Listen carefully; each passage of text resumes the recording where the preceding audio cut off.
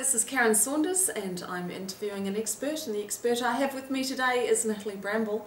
Hello, how are you? Yeah, great. Great. Now, Natalie, we're going to talk about something that you've referred to in a previous video. It was called shelf projects, and I've heard of shelf companies, but not shelf projects. So I'm very intrigued, and I would love you to clarify if you could. Is that your phrasing? Or is that Yes. Oh, look, it's you know, when I say it in a workshop, there are some people that understand what I mean, right. and you know, others might call it something else. So. Okay. So I call it shelf projects because it sort of represents visually what we actually do, or not what we visually do, but it's that brings to mind what we're trying to do. So you know how you've got that expression, we put things on a shelf. Yep. So you know, we're just going to put that on the shelf for later. You know, it's that sort of mindset around shelf projects. So shelf projects, we've all got fabulous ideas for everything. Now. Why would we even consider documenting those ideas? Hey, what happens if we lose a staff member? Our ideas have just walked out the door. That's true. So, and sometimes the idea's just not ready. Yeah. You know, it's either not sexy, the policy's not there to put the idea into place, or you just don't have the level of demand that garners attention. But it's still a really valuable idea, and it's something that, you know, in strategic planning I call it back to the future, because you've got to look at other things that have happened in the past to say, well, it didn't work then. You know how in meetings you get those people go, oh yeah, it's not going to work, we'll try that before. Oh yeah. Oh, call them the critics. Yeah, okay. Yeah, or the hecklers. Yeah. That's good. I call them devil's advocates, they can be good. They can. But the thing is, it may not have been the right idea for that time. Okay. You know, right idea, right time, right people, right resources. Right, so I kind of see where you're going with this. So it's not just a complete discard. So what do you actually do with it then? You've got this idea. So you've got this idea, you've got to put it down on a project plan. Okay. And look, I've even got a free project plan template you can use on my website. Good. Really easy to find under the resources tab. So, and we might put the link down below. Okay. So it's about getting what's in here on paper. So you've got to have that down, you've got to have a project plan. And then, if you can't find funding or support for it, you shelve it. Right. So it doesn't mean that you don't continue to work on it. Ah, I was just about to say, so how far through is it going to be? What do you do? So this is almost like a long range type project. We've fleshed it out to a certain point. Yeah. And then we're just chipping away, and we might find extra information to keep refining it. Yeah, that's right. Yeah, or because you've documented it, see, you know, our grey matter is a fabulous thing, our brain.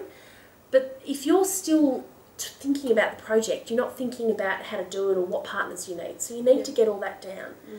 And then you just, you know, if the time's not right, if there's no funding, if the stakeholders aren't ready for it, whatever, if it's not in your strategic plan, then you just pop it on the shelf. And for many of you, that's a folder that you might keep. And it might be, you know, we've got on our team software, project planning software we use, we've actually got a folder called ideas. And whenever we sit down and we do a planning session, we bring those ideas out. So that's a really good place to put it. Another place might be to put it that you start thinking about when you do your strategic plan review every quarter or every 6 months. You might then say, as you should, what are the other opportunities that we've identified that possibly, you know, we might be able to look at in the next three years. I'm seeing the link with the SWOT now. So there might be some opportunities that we've fleshed out through the strengths, weaknesses, opportunities and threat exercise. So rather than just leave those opportunities and go, we can't take them up right now, we actually take them and start formulating what we call a shelf project plan. Exactly. That's good, because that way then because you've identified it as an opportunity, it might just not be the right timing. That's it. That's a really nice natural extension of it. Yeah, and the good thing is that everyone's sort of aware of it, and it's amazing what happens when you articulate an opportunity or when you articulate what your goal is or your plan is, because all of a sudden the right doors start opening. They do. And it just, for some of you might think, yeah, sure. But it's amazing the number of times that I've stood in a workshop and I've said, now who gets the phone calls before the end of financial year for funding? And, sometimes I only have 10% of the room. Sometimes I've got 70% of the room that put their hand up and say, yeah, we get a phone call. And this is where shelf projects, they really, really help the organisation. They help in terms of planning, identifying opportunities.